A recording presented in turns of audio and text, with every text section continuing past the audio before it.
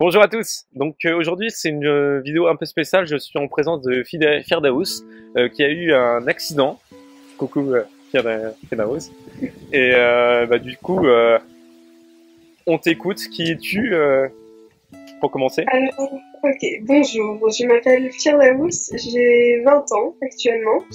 Et si je vous parle aujourd'hui, je suis étudiante en école infirmière, vous allez comprendre pourquoi. Donc si je vous parle aujourd'hui, c'est parce que j'ai eu un accident il y a 2 ans, je suis tombée de 7 étages. Et j'ai eu différentes fractures, dont un traumatisme crânien grave. Et moi, si je viens vous parler aujourd'hui, c'est par rapport au traumatisme crânien grave, parce qu'il y a beaucoup de jeunes de nos jours qui en ont, et c'est une maladie qui est assez difficile à vivre. Donc il faut en parler. Hein. Firdaus a été pendant un bon moment à l'ITEM, école dans laquelle moi j'étais aussi. Et il me semble que j'ai eu mon AVC le 27 novembre 2014. Toi, c'était quand? Déjà, moi, c'était le 24 septembre 2016. Firdaus me contacte et me dit qu'elle voulait en parler. Et je me suis dit, c'est carrément bien parce que j'ai une chaîne un peu sur la santé. Parle-nous de l'accident, par exemple. Qu'est-ce qui s'est passé? Écoute, le problème c'est qu'à cause de mon traumatisme crânien, je m'en rappelle plus. D'accord. Tout ce que je sais, c'est que c'était une soirée, que tout le monde dormait et que à 7h du matin, je suis tombée. On sait pas comment j'ai fait, personne ne sait.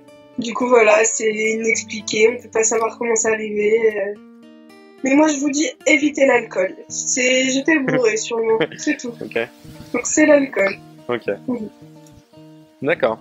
Et donc là, tu as fait une chute de 15 mètres, c'est ça? 20 mètres. 20 mètres.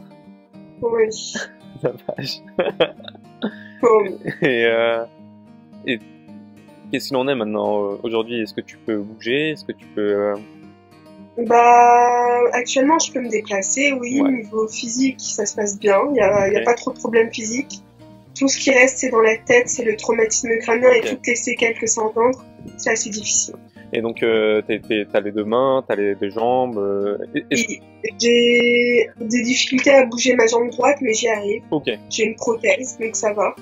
Mais donc pour le moment, courir, c'est un peu bof ou ça va? Tu peux quand même trotter un peu ou. Ça va, j'y arrive. J'essaye de faire du sport de temps en temps, mais par moments c'est difficile. Mais c'est parce que je vais devoir changer ma prothèse, donc ça deviendra de plus en plus difficile de bouger ma jambe. Mais physiquement, c'est pas le pire. Honnêtement, c'est la tête le problème. Après l'accident, tu étais comment? Après l'accident, j'étais dans un état, je me rappelais pas de mes parents, ma famille, ma mère venait me voir à l'hôpital et je disais salut tata, je savais pas qui elle était. Après, mes amis, au début, je m'en souvenais plus, hein. Et il y a une anecdote, c'est qu'à un moment, je pensais que j'étais un garçon. J'ai parlé aux infirmières, je disais mais pourquoi vous pensez que je suis une fille? Je suis un garçon. Ah oui, je pensais vraiment être un garçon. Et ça va, maintenant je sais que je suis une fille. Je m'aime comme une fille, mais voilà, pendant un moment c'était très dur. Je n'avais pas conscience de ce que je faisais. J'étais un peu... Je faisais n'importe quoi. Ça va mieux, mais c'est encore un peu difficile. Ok, en tout cas, tu te rappelles de moi, je suis assez content. Oui, je me rappelle. Tu as pu voir... Enfin, t'as eu quelques visites à l'hôpital, j'imagine, genre Salomé ou... Oui, Salomé, Sarah, tout le monde, enfin toutes mes amies sont venues me voir, elles sont très sympas. Mais ouais, ça va mieux. Me rappeler des gens, ça j'y arrive. D'accord. À part quelques personnes dont je me rappelle pas. Ah ouais. Mais sinon, la plupart des gens, je me rappelle d'eux, tu vois. Okay. Mais ça va. Moi, ce que j'ai envie de dire surtout, c'est que je t'ai surtout parlé du traumatisme crânien. Ouais. C'est une maladie grave, assez difficile à vivre, et les gens autour de nous ne se rendent pas compte de ce qu'on a. C'est un handicap qui est invisible, les gens ne savent pas. Et du coup, moi j'avais envie d'en parler pour faire prendre conscience aux gens qu'on va pas bien en fait, et que même si on a l'air d'aller bien, au fond de nous, au fond de nous ça va pas du tout, et on a besoin d'aide, on a besoin de soutien, et ça on l'a pas en fait. Donc et je suis pas la seule personne de mon âge à avoir un traumatisme crânien. Il y a plein de jeunes avec des accidents de voiture, etc., qui ont des traumatismes crâniens. Et vous vous rendez pas compte en fait que oui, on a besoin d'aide et oui, juste ça, on a besoin d'aide et de soutien. Donc je suis là pour parler de ça. Eh bah, super. Est-ce que par hasard tu t'as une chaîne, une page Facebook ou autre où Oui, j'ai une page, j'ai Facebook. Oui, Facebook. Oui, t'as une page Facebook, donc bah je vais mettre le lien en dessous et voilà. Et donc du coup, bah si par hasard vous êtes vous-même accident, Voilà. traumatisme crânien et tout. Vous avez besoin de questions, si vous avez des questions à poser, ils viennent me les poser, je répondrai avec. Eh bien, avec... impeccable. Bon, en tout cas, je suis très content. Il n'y a pas de souci. Ça me rassure. Dis-toi que même mes parents m'avaient dit alors comment elle va. Ah ouais? Ouais, je sais plus s'ils se rappellent du prénom, mais ils me disent comment elle va, celle qui a eu ma chute. Ouais. Donc non, dis-leur que ça va mieux. Ok. C'est toujours difficile, mes études, je pense les rater, honnêtement. Ouais. J'y arrive pas, c'est trop dur. Mais je me bats. Il faut se battre, en fait. Parce que moi c'est pareil. Normalement, je termine mes études d'ingénieur, je fonde une famille et voilà. Et là, bah, du jour au lendemain, bon bah, c'est comme ça quoi.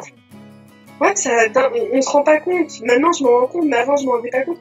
Notre vie, elle peut basculer à un petit moment en fait, et c'est choquant. Ça a changé ma vie. Ça a totalement changé ma vie en fait. Et maintenant, il faut juste qu'on se batte, c'est tout. Et donc, du coup, maintenant, apparemment, tu es donc en apprentissage d'infirmerie, d'infirmière. Ouais. Infirmière. Et donc, pourquoi tu veux faire bah, c'était vrai que de base, j'étais en ingénieur, et maintenant, je passe en infirmière. L'accident, ça fait que je suis restée 6 mois à l'hôpital. Et les 6 mois à l'hôpital, qui s'est le mieux occupé de moi? C'est les infirmières. Ouais. Et j'ai réalisé que c'était un beau métier et que moi aussi j'avais envie d'aider les autres. Et je me suis dit, allez, pourquoi pas faire infirmière? Après, tout le monde m'a dit, tu n'y arriveras pas. Et j'ai réussi le concours. Même si tout le monde m'a dit, tu ne réussiras pas, je me suis battue et j'ai réussi le concours. Et je suis fière de moi. C'est parfait. Ok. Et donc là, t'en es à ta deuxième... non, je suis toujours à ma première année en espérant que je réussisse. Mais je pense redoubler. Mais je vais me battre. Je vais essayer. Je travaille au maximum. Quand je peux, je travaille et j'espère réussir. Tu as eu un peu, comment ça s'appelle, la maison des oui. MDPH et des personnes handicapées. Maison départementale. Des personnes handicapées, ouais. Donc, je sais pas. MDPH. Donc ouais, t'as été... Je suis bien aidée. Okay. J'ai des horaires aménagés, j'ai le droit d'être assise en stage parce que les infirmières, elles ont pas le droit de s'asseoir en stage. Et ça va, j'ai le droit d'être assise et j'ai des horaires aménagés. Donc ils m'aident, donc j'ai de l'aide et j'espère réussir. Yes. Bon bah, sur ce, si tu as quelque chose d'autre à dire, je pense que c'est à peu près bon. Non, je pense que c'est bon. Ok, bon. Eh bien, n'hésite pas bien sûr à t'abonner et puis en avant pour de nouvelles aventures. En avant.